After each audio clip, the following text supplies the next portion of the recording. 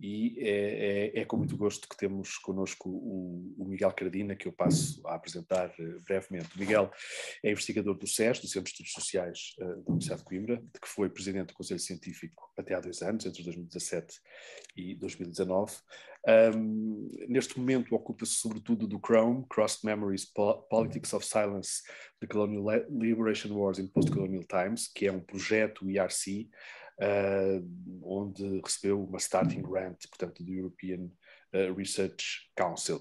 É autor de vários livros e coautor de capítulos de livros sobre colonialismo, o anticolonialismo, a guerra colonial, as ideologias políticas nas décadas de 60 e 70.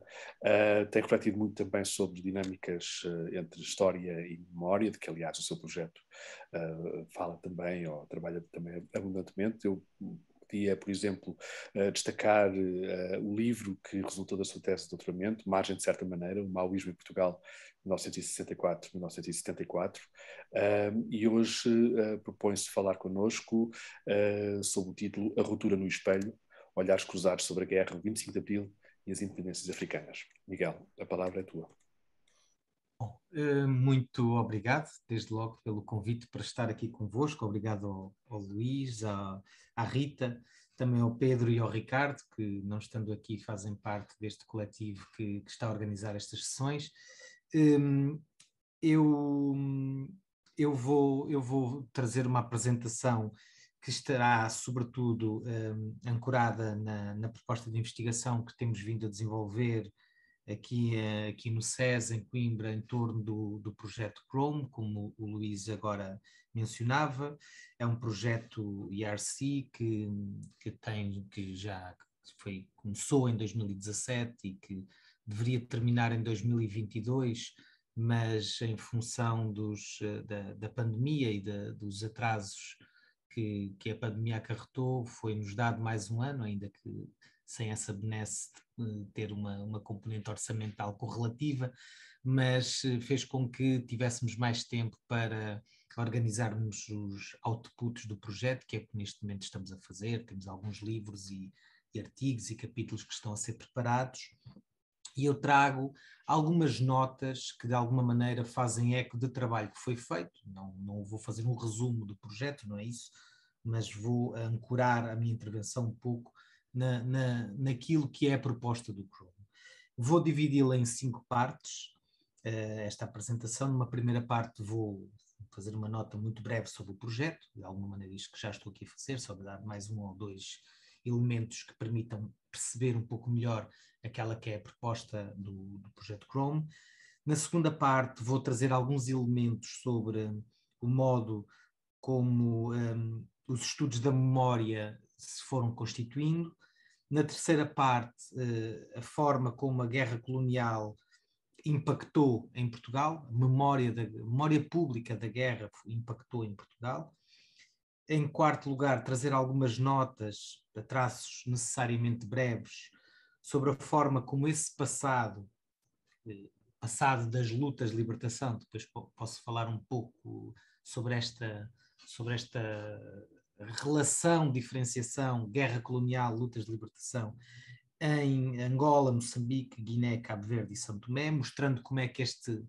significante mnemónico, luta, guerra,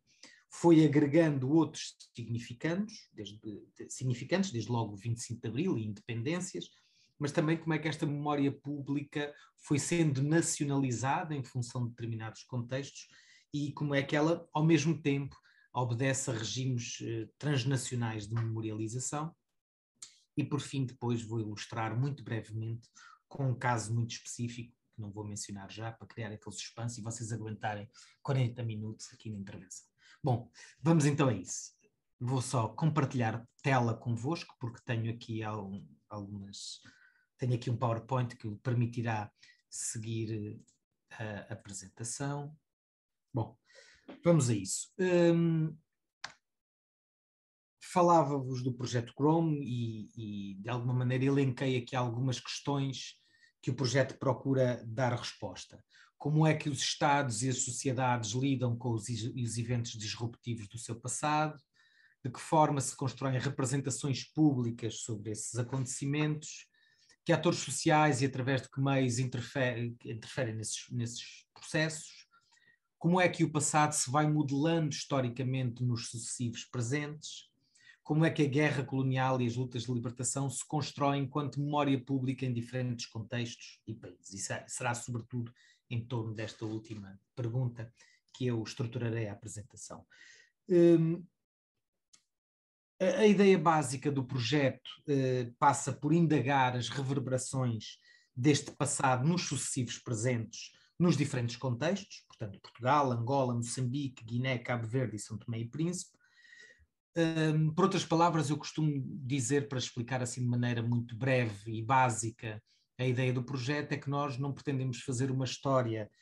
da guerra colonial nem das lutas de libertação de 61 a 74, isto assumindo aquela periodização convencional e canónica sobre este evento histórico. Teria começado em 61, a guerra colonial, Angola, e depois terminado na sequência do 25 de Abril. Portanto, o que nós fazemos não é isso, e muitas vezes é o que nos pedem para falar ou para investigar um pouco mais as lacunas sobre esse passado, e nós insistentemente procuramos explicar que esse não é o foco do projeto. É um projeto que procura fazer a história da guerra e da luta de 75 a 2021, diria eu, 2022, uma vez que o projeto ainda continua por mais um ano. Portanto, no fundo é a história da guerra e da luta de 2075 a 2022, de 1975, peço desculpa, a 2022. Ao mesmo tempo, pretendemos analisar a produção discursiva e simbólica deste passado em cada contexto nacional. Procuramos também, e este tem sido um processo, tem sido uma tentativa que no início do projeto não estava propriamente muito desenhada, era possível surpreendê-la na proposta, mas não a tínhamos inteiramente desenhada, mas temos procurado identificar semelhanças entre os casos, efetuar paralelismos e, sobretudo, propor diálogos para uma história comum que permita cruzar e buscar elementos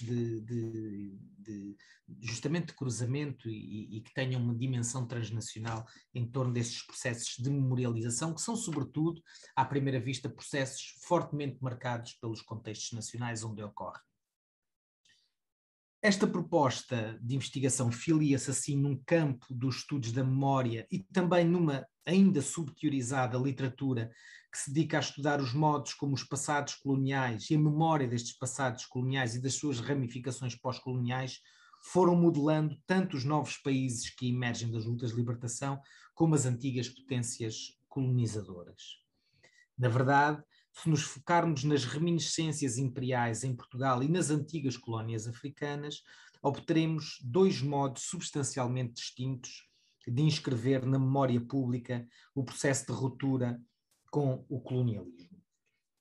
Em Portugal, o imaginário do Império ainda apresenta fortes traços de nostalgia, como sabemos, explícitos ou implícitos, e também de ressentimento quanto ao modo abrupto como se processou o corte com o colonialismo. Como resultado dessa representação dominante, a guerra, a escravatura, a dominação colonial ou o racismo têm sido temas com débil inscrição pública, não obstante a reflexão crítica que, sobretudo a partir de 2017, tem vindo a ocorrer por via da intervenção de ativistas antirracistas, de académicos e de artistas. Ao invés, e não obstante as suas diferenças, que são significativas, nos países africanos foi predominando uma memória da luta de libertação que reconhece a centralidade e justeza do combate anticolonial. Segundo ponto, indo agora para uma nota sobre os estudos da memória. Como é sabido, a memória tornou-se num tema candente de investigação no campo das ciências sociais e das humanidades. Sobretudo a partir dos últimos decénios do século XX, o termo ganhou relevância académica e anima hoje um prolífico campo transdisciplinar, o dos estudos da memória. Uma rede conceptual cada vez mais densa tem vindo a permitir pensar a memória, ou seja, e arriscando aqui uma definição breve, os processos individuais e coletivos de presentificar o passado, na sua relação com os campos do social, do político e do cultural. Mais do que um espelho do passado que as instituições, as comunidades e os indivíduos guardariam e poderiam fielmente transmitir ou delegar,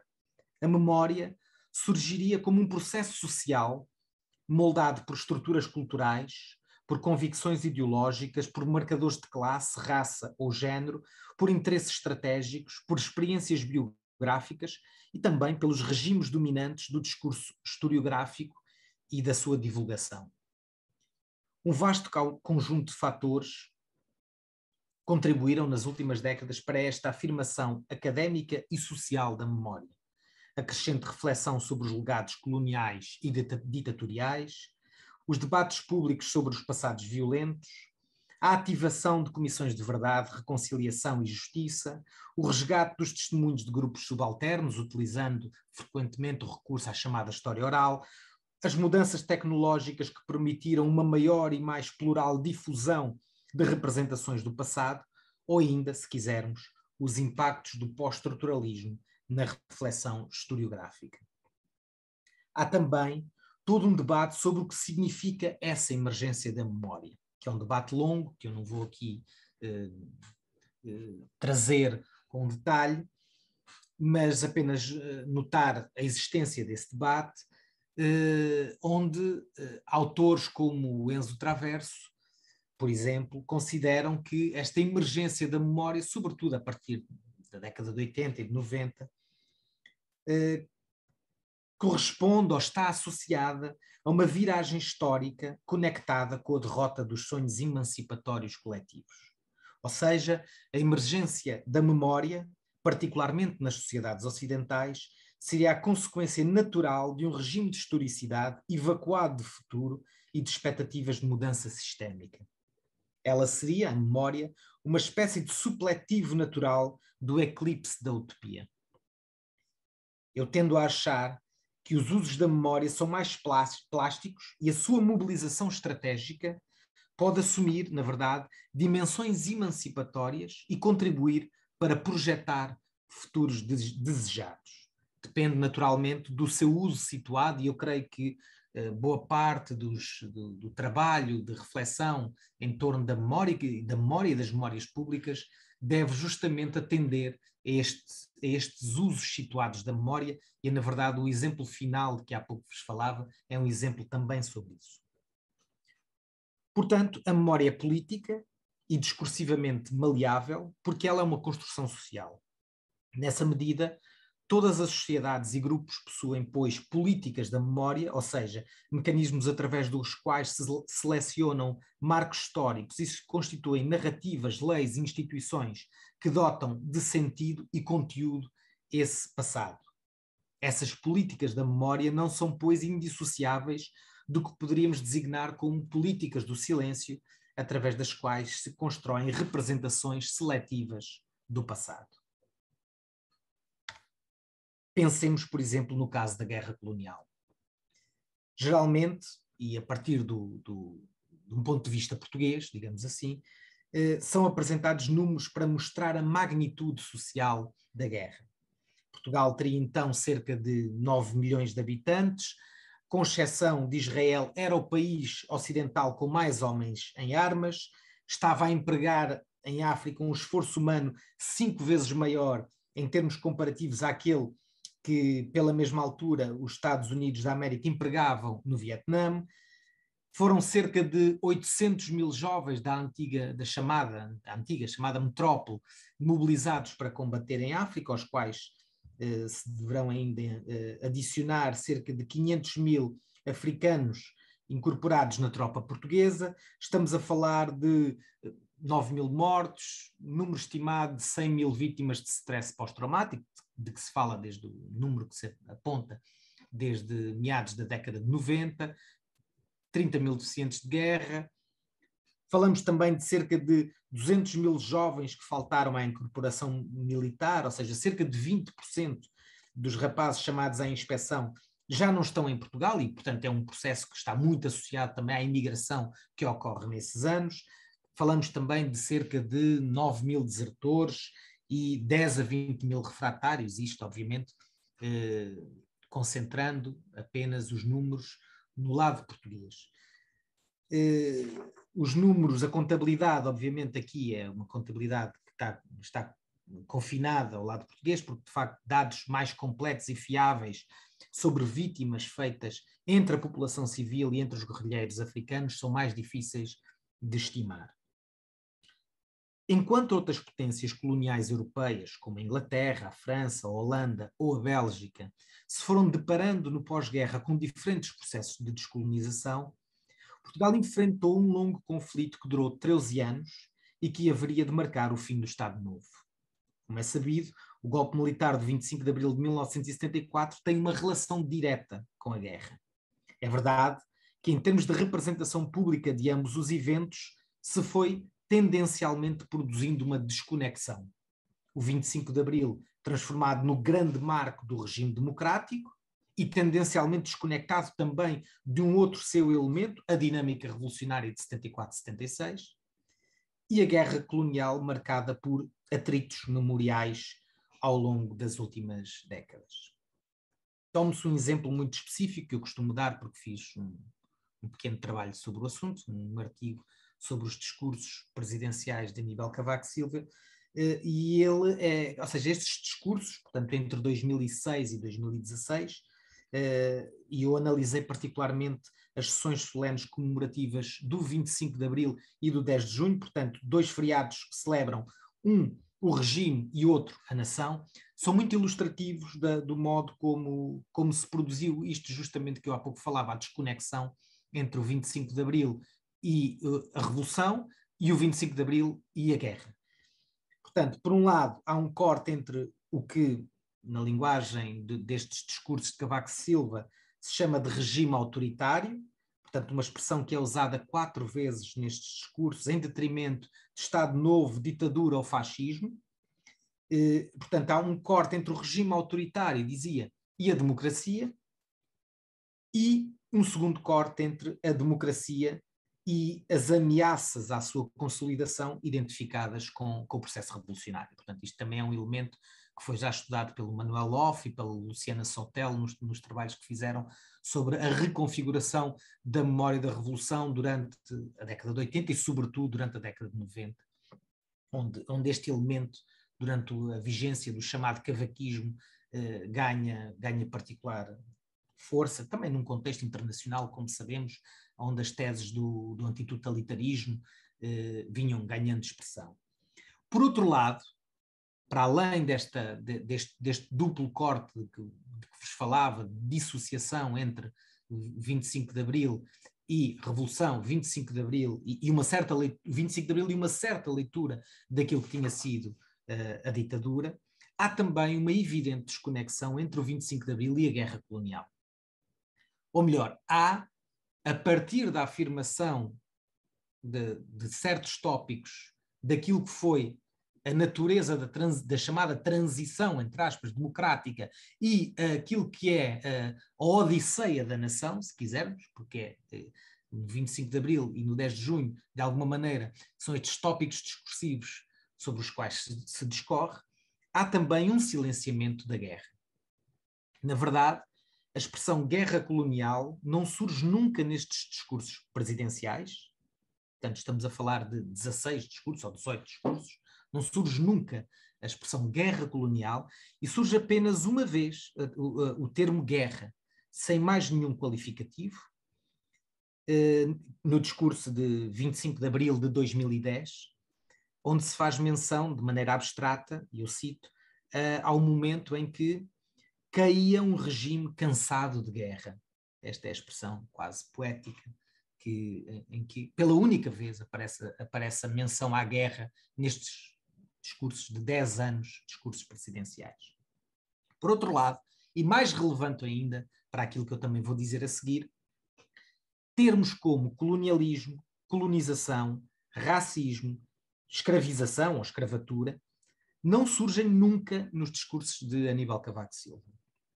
Nestes discursos, a questão colonial é deslocada através de um mecanismo que omite os processos históricos ligados ao racismo, à escravização, à dominação económica e cultural, e que, em alternativa, realça o papel da língua, do património e do mar como componentes diferenciadoras do colonialismo português. Assim, se recicla um conjunto de tópicos sobre os chamados descobrimentos e a singularidade do modo português de estar no mundo, com recurso a um novo léxico, conferindo primazia à noção de um Portugal europeu como agente do processo de expansão colonial. Nessa política do silêncio, a queda do regime é assim interpretada essencialmente à luz dos direitos cívicos coartados e da evocação da ação do MFA, omitindo-se o papel da guerra colonial na origem do movimento e o lugar da luta armada de libertação em África no decisivo desgaste da ditadura. Podíamos depois, e eventualmente esse poderá ser um tópico para discutirmos na parte do debate, podemos depois debater até que ponto neste substrato discursivo institucional estão ou não a existir mudanças, e eu creio que sim, algumas são mudanças identificáveis, eu creio que elas estão de algum modo relacionadas com uma vaga de debates que, sobretudo desde 2017, têm vindo a surgir, e quer dizer, seria agora aqui ocioso estar a listar todas as polémicas que todas e todos nós temos em mente, desde a ida de Marcela Goré, a ida à Bate-Pá, os debates sobre o Museu da Descoberta, da estátua do Padre António Vieira, mais recentemente a polémica em torno dos brasões do Jardim da Praça do Império, a reação dos governantes e do Parlamento diante da morte de Marcelino da Mata, etc. Portanto, todo um conjunto de episódios e de debates que eu creio que tem vindo a mudar, de alguma forma, esta discussão sobre o passado colonial. Aliás, o Luís também já escreveu sobre isso, e que creio que ultimamente também tiveram um episódio que é interessante em si, que também podemos depois falar um pouco sobre isso, que foi aquele discurso de Marcelo Rebelo de Sousa nas comemorações do último 25 de Abril, que é um discurso com duas faces, creio eu, não é? É um discurso onde, por um lado, e aliás é interessante como ele recolheu a aprovação quase unânime da esquerda à direita, mas ao mesmo tempo é um discurso que refere a necessidade de estudar o passado e de nele dissecar tudo, e que menciona explicitamente o colonialismo, o racismo, a escravatura, e portanto nessa medida, basta comparar com o anterior presidente da mesma área política, não é? Cavaco Silva, como aqui fazia, para percebermos, como aqui eu mencionava há pouco, para percebermos a diferença entre estes dois tipos de discurso. Por outro lado, é também verdade que fala do perigo das autoflagelações globais excessivas, é a expressão que é usada por Marcelo Rebelo de Sousa, sugerindo, portanto, a existência de uma espécie de batalha paralela entre glorificadores e flagelantes, entre quem deveria guardar a memória gloriosa do Império e aqueles que, uma lógica de autoflagelação e até a ideia de importando teorias e movimentos externos, entendem que se deve criticar o passado, não atendendo aos matizes que a história portuguesa teria, etc., por aí fora. Eu creio que, aliás, há um conceito de Hannelore Stoller que eu gosto bastante, que é o conceito da afasia colonial, que eu creio que se aplica aqui, ou seja, eu creio que o discurso de Aníbal Cavaco, de Marcelo Rebelo de Sousa, ao mesmo tempo que revela a necessidade de ter de mencionar este tema, creio que não se liberta de uma certa afasia colonial que, de acordo com Laura Stoller, é esta incapacidade de nomear, de reconhecer e nomear de modo apropriado as estruturas coloniais e racializadas que persistem no passado. Eu creio que olhar a construção histórica do atrito memorial sobre a guerra nos ajuda a pensar um pouco melhor sobre isto. Como é que a guerra colonial foi sendo recordada em Portugal? Eu creio que, assim, de um modo muito esquemático e breve, diria que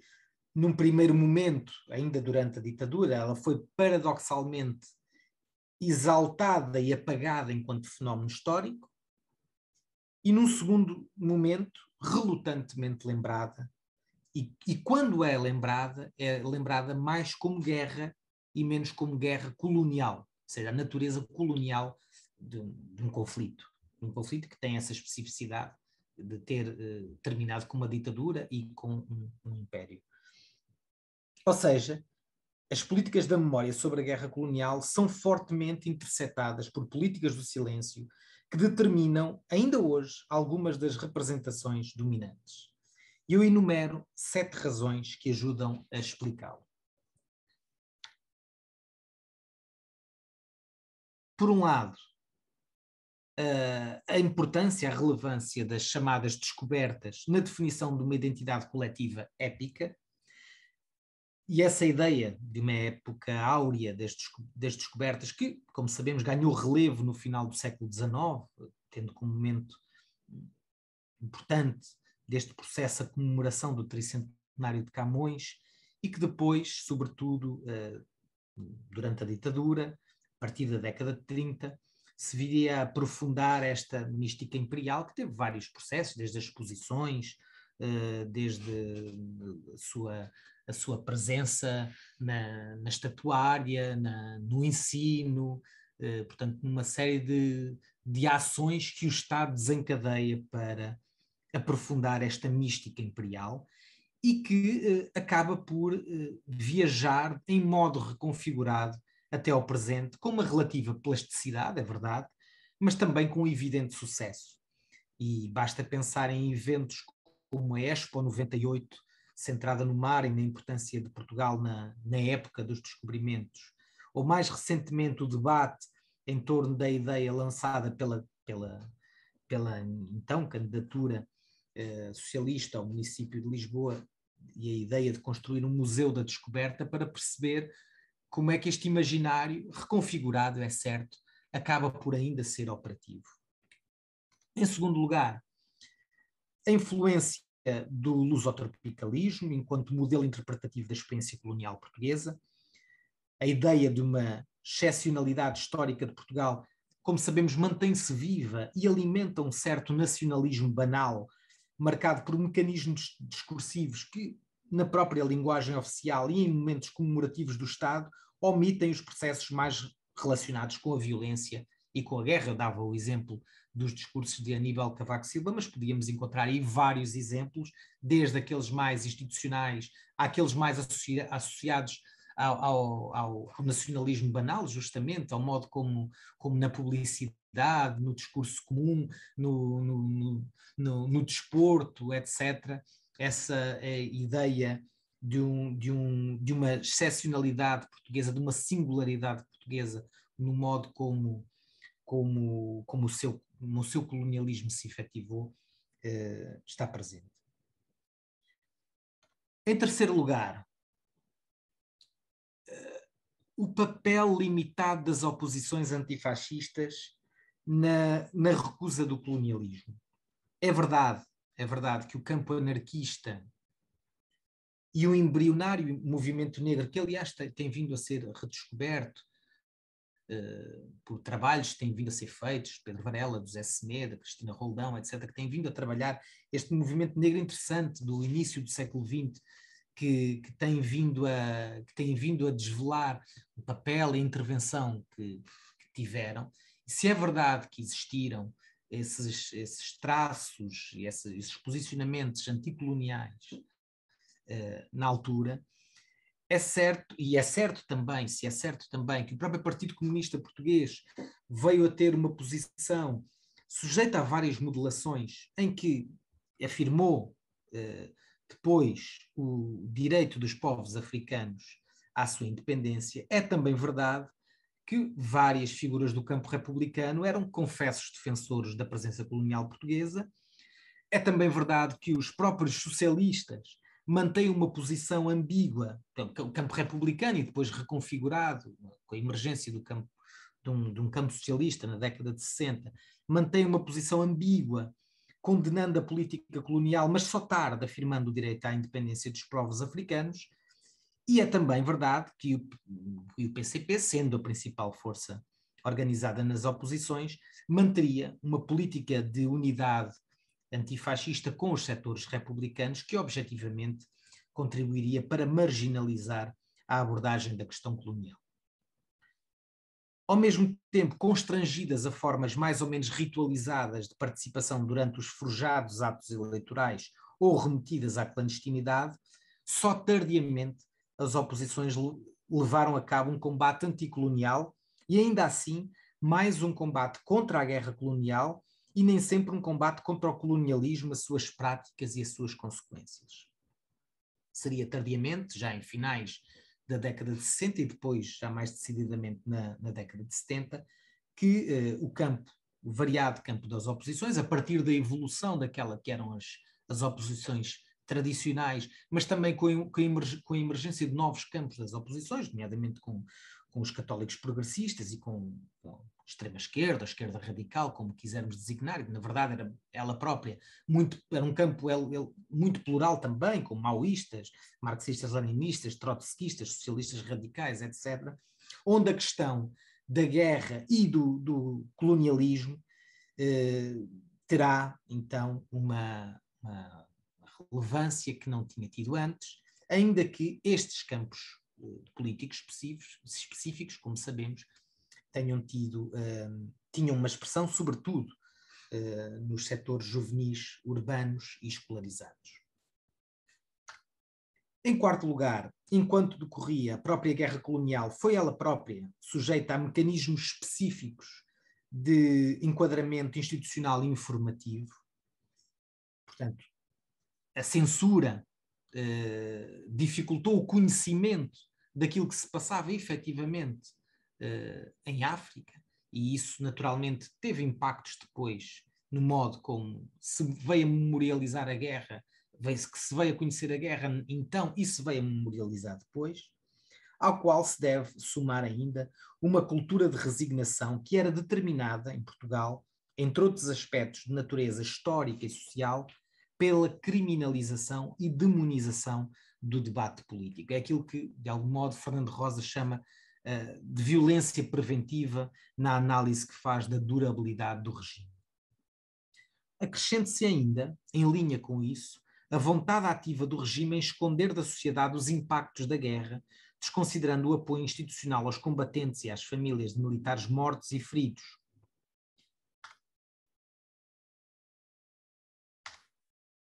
Em quinto lugar, importa compreender também as implicações da Revolução de 74 se ter dado em estreita relação com a guerra colonial. É a derrota na guerra que possibilita a democracia. O movimento das Forças Armadas, como sabemos, era composto, no essencial, por militares de patente intermédia que optaram por forçar uma solução para uma guerra que estava politicamente perdida. No entanto, esta íntima relação entre o processo que estabeleceu o regime democrático e a guerra colonial, através da figura dos militares, tendeu necessariamente a interferir no debate público sobre a guerra, nomeadamente nas suas vertentes mais sangrentas. Em sexto lugar, importa ainda fazer notar que no contexto das independências africanas, um expressivo número de cerca de 500 mil portugueses vieram da África, nomeadamente das antigas colónias de povoamento, Angola e Moçambique. Boa parte da produção académica que temos sobre esta experiência de retorno tem sido centrada na intensidade da sua integração na sociedade portuguesa, existindo ainda poucos estudos sobre os imaginários políticos que trouxeram consigo e o peso deles na sociedade portuguesa pós 25 de Abril, ainda que tenham vindo a surgir nos últimos anos mais trabalhos sobre o assunto, de Elsa Peralta, de Bruno Góes, do Christoph Kalter, etc., que têm vindo a fazer-nos conhecer melhor este aspecto. Apesar disso, é legítimo presumir que a memória infeliz que este campo do retorno carregava, uma memória infeliz marcada pela interrupção abrupta de vidas e cotidianos, quase sempre sem contacto direto com os cenários de guerra, mas sim com contacto e com experiência vivida da turbulência de uma descolonização que os atingira diretamente, é legítimo presumir, dizia, que essa experiência tem interferido nas representações que hoje subsistem na memória pública em Portugal sobre um colonialismo que surge memorializado, ora como doçura dos trópicos, ora como traumático afastamento. Em sétimo e último lugar, a articulação entre memória e território. Eu creio que quando falamos de memória pública da guerra em Portugal, devemos ter em conta também este último aspecto. Ou seja, para se perceber o atrito memorial relativamente à guerra, e em última análise, este é o ponto que eu vou referindo ao longo da intervenção, relativamente à guerra e à dimensão violenta do colonialismo, que eu creio que elas devem ser lidas em conjunto, convém notar este último dado. Não obstante os largos contingentes de tropa enviada para combater nos 3 cenários africanos, que voltaram daí com a guerra inscrita no corpo e na mente, e que tantas vezes a transferiram de formas dramáticas para o seu contorno doméstico, e quando falamos de vítimas de guerra, quando falamos do impacto da guerra nas vidas individuais, devemos ter em conta não apenas a experiência direta dos ex-combatentes, mas também, por exemplo, o modo como as mulheres suportaram muitas vezes processos de cuidado informal e de violência doméstica, com uma relação direta com aquela que foi a experiência da guerra também. E, portanto, se é certo, regressando ao meu ponto, se é certo que a guerra se que houve essa experiência vivida e muitas vezes vivida indireta, ou melhor, transferida, vivida de maneira transferida com a guerra, o certo é que a guerra se desenrolou longe do território português. Não foi em Portugal que as tropas circularam, não foi em Portugal que se povoaram os caminhos de minas antipessoais, não foi em Portugal que aconteceram os ataques e os bombardeamentos, não foi em Portugal que se movimentaram populações para fora dos seus territórios de origem, não foi em Portugal que se produziram as micro e macro violências que todas as guerras produzem. E, portanto, isto acaba por ter um óbvio impacto nos modos de recordar a guerra, porque cria uma espécie de memória sem chão, de memória desterritorializada, e isso torna, de alguma forma, a memória da guerra incomunicável, ou dificulta, pelo menos, a comunicação sobre essa experiência, porque ela não é uma experiência partilhada da mesma forma pelo grosso da sociedade portuguesa. Estas considerações que aqui trouxe foram mudando ao longo das décadas. Há uma história da memória da guerra que apresenta mudanças, sobretudo nas últimas 2 décadas. No entanto, de forma dominante, creio que a força deste atrito memorial permanece ativa e, no geral, tende a desenhar uma memória da guerra que secundariza as suas dimensões mais violentas, que tende a observar o soldado português como uma vítima privilegiada, que desconsidera o facto da guerra se ter desenrolado num quadro colonial e que a desconexa do 25 de Abril. E, sobretudo, do papel dos movimentos de libertação que, ao infligirem essa espécie de derrota de Pirro ao Estado português, que infligiram essa espécie de derrota de Pirro ao Estado português. Depois podemos falar um pouco também no debate sobre as mudanças que foram sendo operadas ao longo destes quase 50 anos. É por isso, devido a esse atrito memorial e a este tipo de memorialização seletiva, que eu creio que é útil confrontar essas representações com as representações produzidas no outro lado, com aspas, não é? Ou nos outros lados, se quisermos.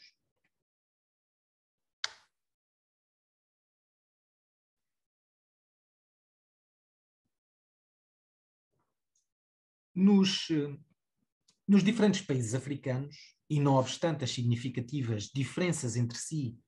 e também as alterações produzidas ao longo do tempo, a luta de libertação e a memória anticolonial viriam a ter um lugar central, conferindo uma legitimidade acrescida a esses movimentos de libertação, rapidamente tornados em motor da construção dos novos Estados. É esse momento fundador, o momento da luta, que tornará possível imaginar novos começos e definir utopias, valores, modos de organização social, alianças geoestratégicas, estruturas de poder. A luta continua, palavra de ordem usada no contexto das novas nações independentes, particularmente pela Frelimo, mas também pelo PAIGC e pelo MPLA, certificava a função descolonizadora da luta, que não terminaria com a proclamação política das independências. Elas forjavam um desígnio que excedia com efeito a mera transferência de poder. Assim, a luta permitia as independências tanto quanto desenhava um certo quadro de possibilidades no qual elas se projetariam e cumpririam. Por outro lado, a luta tornou-se também um agente mnemónico ativo nas dinâmicas políticas do pós-independência, ratificando os novos poderes e estabelecendo um jogo mnemónico multidirecional, para evocar aqui um conceito de Michael Rothberg, com um passado mais vasto de opressões e sofrimentos. Também podemos depois falar disso, como é que a luta convoca essa multidirecionalidade, ao mesmo tempo que é memorializada, permite memorializações de aspectos que não estão relacionados diretamente com a luta, mas que são visibilizados a partir dela. Nessa medida, a luta surgia assim, simultaneamente, como evento fundador e como um agente mnemónico em múltipla refração. A partir do caso moçambicano, o historiador João Paulo Borges Coelho fala da existência de um roteiro de libertação, um liberation script, no qual não apenas se faz coincidir a luta anticolonial moderna com a história da Frelimo, como se constrói, e cito,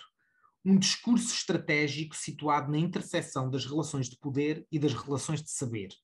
que se constitui justamente como a base da autoridade política da Frelimo. O caso de Angola apresenta naturalmente algumas diferenças, desde logo porque não foi apenas o MPLA, não foi sobretudo o MPLA, também no caso da Frelimo não foi só a Frelimo, ainda que seja claramente o grande movimento de libertação, mas no caso do MPLA, a FNLA e a UNITA foram também movimentos que desencadearam processos de luta armada. Isso introduz nuances nos modos de memorialização pública em Angola. Também o caso da Guiné apresenta algumas particularidades, mas queria mencionar dois outros casos, o de Cabo Verde e o de São Tomé e Príncipe, que são peculiares. Por um lado, tinham histórias particulares, ambas articuladas com o tráfico de escravizados e com a exploração de roças em regime de plantação, no caso de São Tomé, ou com fomes endémicas, no caso de Cabo Verde. Ao mesmo tempo, ambas as elites foram dispondo de algum acesso à educação e as populações não estavam legalmente sujeitas ao estatuto do indigenato. Por outro lado, as suas independências não foram alcançadas através da luta armada em qualquer dos dois arquipélagos. Isso contribuiu para introduzir nuances significativas nos modos de recordação dos trajetos da luta enquanto repositório da legitimidade das novas nações independentes. Processo intensificado, aliás, no início da década de 90,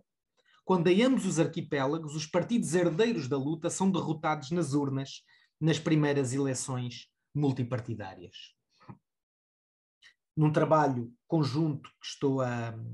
terminar neste momento com Inês Nascimento Rodrigues sobre Cabo Verde e a memória da luta de libertação em Cabo Verde, nós adiantamos a noção de dispositivo mnemónico para caracterizar o papel da luta de libertação em Cabo Verde enquanto a luta, ou seja, a luta enquanto sujeito, na verdade um agente político, a partir do qual irradiam símbolos, significados e usos. Símbolos, significados e usos que vão eles próprios mudando com o tempo, interferindo nas lutas políticas do presente. Dada a história particular do arquipélago, a memória da luta transformou-se num agente político decisivo, expresso em narrativas, paisagens memoriais, mitos e práticas comemorativas, tão ativado e celebrado quanto, sobretudo nas décadas mais recentes, alvo de releituras e questionamentos que, paradoxalmente, mostram a sua inescapabilidade no debate político sobre o passado. Apesar das diferenças significativas entre as várias realidades nacionais, com maior ou menor intensidade, nos diferentes países afirmou-se um quadro histórico-memorial comum, fortemente imbrincado com as hegemonias políticas resultantes do pós-independência e que tendencialmente assumiu um conjunto de tópicos dominantes. Em primeiro lugar, a visibilidade dos chamados massacres fundadores, vistos como uma espécie de momento zero de resistência e que também assumem, de algum modo, o lugar cimeiro na certidão de nascimento da nação, na medida em que são vistos como tendo desenhado a luta como inevitável e, portanto, falamos do massacre de Batepá, em São Tomé, do massacre de Pidjigiti, da Baixa de Cassanja, em Angola, Moeda, em Moçambique, etc. Apesar de diferentes nas razões e nos processos que os envolveram, todos estes eventos ganharam relevância no quadro da luta anticolonial e, sobretudo, na coreografia memorial das novas nações, como exemplos ilustrativos da violência colonial, da justiça do combate ao colonialismo e da necessidade de se passar a patamares de resistência de novo tipo. Em segundo lugar, a definição de figuras tipo de libertação, com destaque tendencial para a figura do guerrilheiro, e secundarizando-se os trajetos biográficos ligados à luta clandestina, ao apoio logístico à resistência anticolonial ou aos presos políticos. E estes processos de hierarquização das figuras da luta também foram sofrendo oscilações e mudanças e também não são, obviamente, miméticos em todos os contextos, mas a figura do guerrilheiro assumiu claramente uma preponderância relativamente a outras figuras envolvidas nas lutas de libertação. E, por fim, o foco nos movimentos portadores do ideário da libertação nacional como motores da sociedade por vir. É verdade também que os modos de representação deste passado da luta não são imunes às grandes mudanças ocorridas no mundo com a hegemonia do neoliberalismo a partir da década de 80, com o quadro das intervenções externas do FMI em África, no âmbito do chamado ajustamento estrutural, com a retração do Estado e o papel crescente das ONGs, bem como com o progressivo desencanto com segmentos relevantes das elites associadas às experiências de libertação. Nesta medida, figuras destacadas da luta vão adquirir funções simbólicas renovadas, já não apenas no âmbito histórico-memorial associado diretamente à luta de libertação ou às lógicas de memorialização mais diretamente impulsionadas pelos partidos-movimento tornados partido-Estado, mas também processos mais complexos e plurais de memorialização pública. Por exemplo, Marianne Pitcher, num artigo já com alguns anos, notou como a Frelimo, a partir de finais da década de 80 e inícios da década de 90, teve necessidade de reenquadrar um discurso sobre o seu passado, visando responder à necessidade de adaptar-se ao novo contexto internacional, portanto, queda do Muro de Berlim, desregulação, ajustamentos estruturais, privatizações, mas também um contexto nacional, com os acordos de paz, e a necessidade de reconhecer a Renamo como ator político, e ao mesmo tempo, ao mesmo tempo, dizia, enquanto isso acontece, enquanto as elites dirigentes da Frelimo tendem a desconectar a memória da luta de libertação da memória de uma luta socialista, de uma componente essencial desse processo descolonizador desencadeado com a luta e com as independências, ao mesmo tempo que isso acontece, setores populares, nomeadamente trabalhadores urbanos de Maputo, que durante 2 décadas tinham sido formados e informados da importância da sua participação no projeto revolucionário, viriam a usar estrategicamente a memória da luta para criticar as cedências ao neoliberalismo, recuperando o vocabulário do projeto independentista de forma a exigir melhores condições de vida e de trabalho. E um outro exemplo, e com isto termino,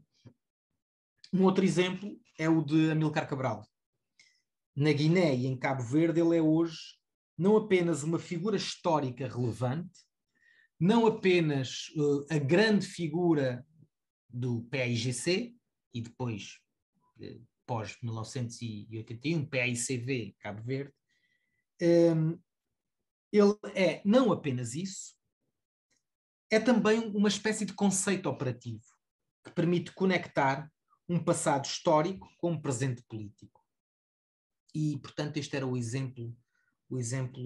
que no início da intervenção vos dizia que vinha trazer. Portanto, é este exemplo de como é que, e sem prejuízo para se estudar uma figura tão complexa e tão rica como Amílcar Cabral noutros contextos, por exemplo, estou curioso também de ler o trabalho que a Catarina Laranjeiro agora acabou de publicar sobre a tese dela, sobre a luta, a memória da luta na Guiné-Bissau. Há também já trabalhos sobre como é que Amílcar Cabral, aliás, creio que também estava aí a Leonor, há pouco também tem trabalhado a figura de Amílcar Cabral, a Rita também o trabalhou, como é que Cabral em Portugal é também para determinados setores politizados, sobretudo muito ativistas, antirracistas, é também uma figura, é também um conceito operativo. Eu vou trazer aqui o modo como Amílcar Cabral se desenha enquanto conceito operativo em Cabo Verde. E, portanto, quando eu há pouco, no início desta intervenção, falava da necessidade de observarmos a memória nos seus usos situados e, portanto, de alguma forma, ter alguma relutância em entender que a emergência da memória corresponde a um processo histórico geral de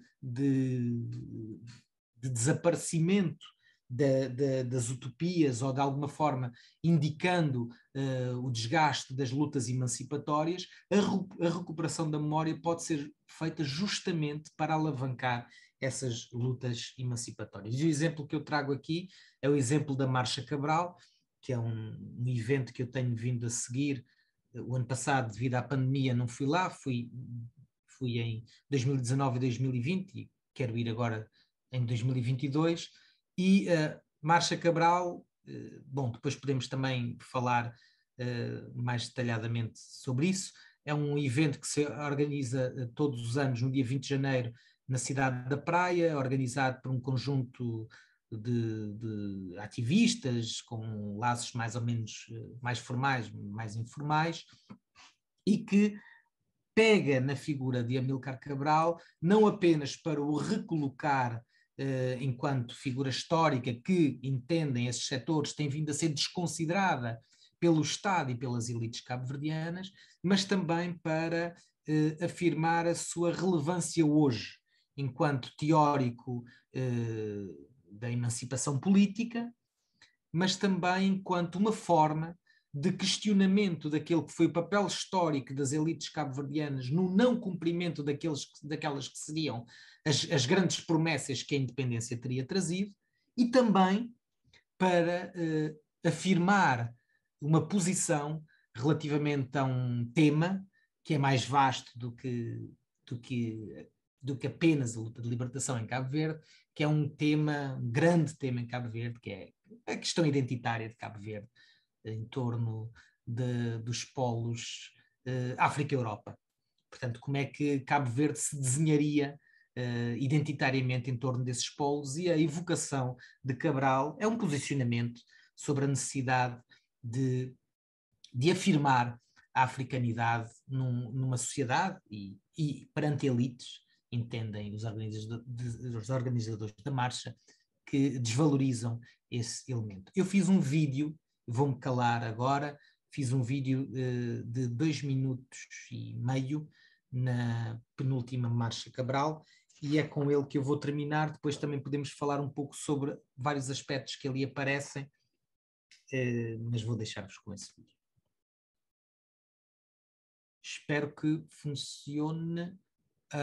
espero que se ouça o som.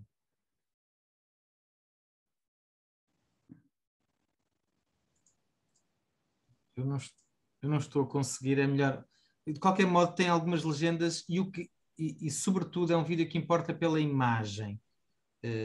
Vão perceber que o que importa aqui é um conflito performativo que vai surgir, e não há propriamente grande. Há 2 ou 3 breves intervenções que estão legendadas em inglês, mas é sobretudo o conflito em torno de uma estátua e de um percurso que aqui eu queria mostrar. Neste momento estão a ver? Sim, Miguel, mas não está em full screen. Isso. Ok.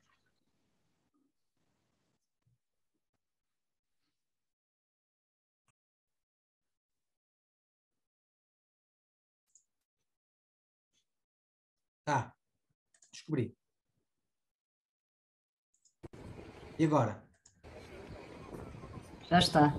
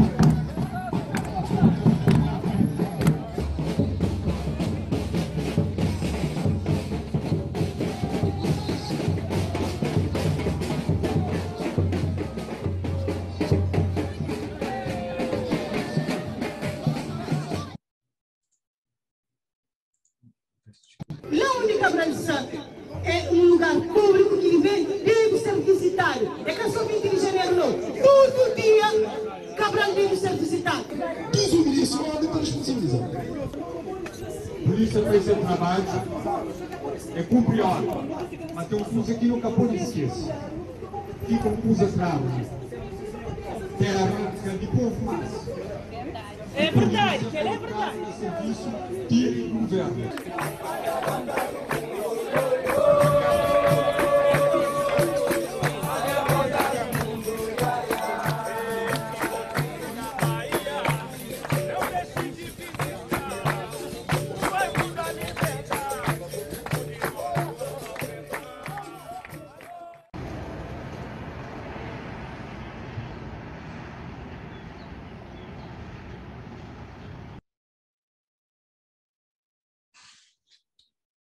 E é isto.